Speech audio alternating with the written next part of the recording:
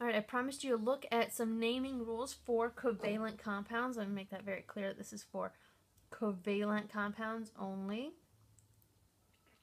Okay, and you really do just need to remember these rules in order to be able to name compounds. And the first one is that the first element is always named first, and there's no change in the ending.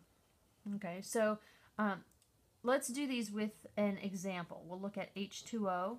Again, we know that that is water, but we're looking at what is the scientific name for H2O. So we're looking at the first element, which is hydrogen, and you would just call it that. You would just say hydrogen. Okay, and then the second element has an ending that changes. So this is similar to the ionic compounds where we had the "ide" at the end.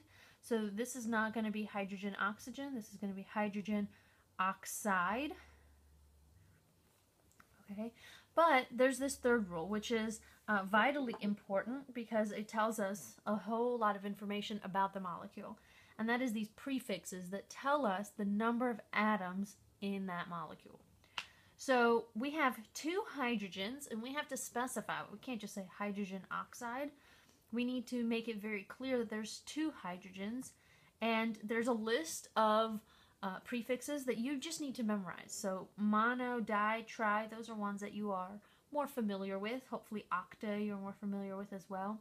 You do need to memorize the rest in that order. So mono is 1, di is 2, tri is 3, and so on. Since we have two hydrogens, we're going to use di.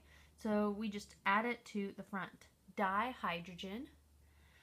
And for the second word, we always use a prefix for the second element, even if there's only one of them. So remember, there's no subscript on this oxygen, meaning there's just one of them. But we can't just say dihydrogen oxide. We would need to say dihydrogen monoxide. Okay, so this, if I gave you dihydrogen monoxide, you should very easily be able to say there's two hydrogens and one oxygen. Okay, let's look at another one. Let's look at CO. Okay, now this is a carbon, this is oxygen, so the first element is always just going to be named carbon. And the second one is also named, but it has that change in ending. So this is carbon oxide. Now, when we only have one of the first element, we actually don't use the prefixes. So we wouldn't say monocarbon, we would just say carbon. But since there's only one of the second element, we would say monoxide. So this is carbon monoxide. This is toxic. Keep in mind, this is I'm sure you've heard of this. This is what comes out of your exhaust. It's why you don't keep the garage door closed when you are warming up your car in the morning. So this is carbon monoxide. Now what if I didn't have CO, I had CO2? And from biology, I know you guys remember that this is carbon dioxide, but now it makes more sense as far as the naming goes because you have two oxygens. That's why you have the prefix di for the oxygen. So it's carbon dioxide. In the previous video, I also gave you another compound. I called it ammonia, NH3. But we need to actually look at what the real name of it is. That is the real name, but I mean the scientific name. So again, you're naming the first element, that is nitrogen. And since there's only one of the nitrogens, we just leave it without a prefix. It does not need a prefix. And then the second element is hydrogen, so we name it hydride.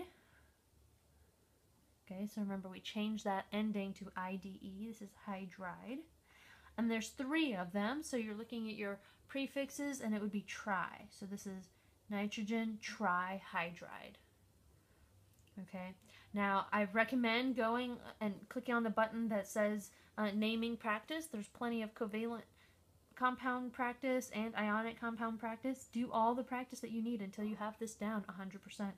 Otherwise, you're going to get really stuck and really lost in the future. Okay.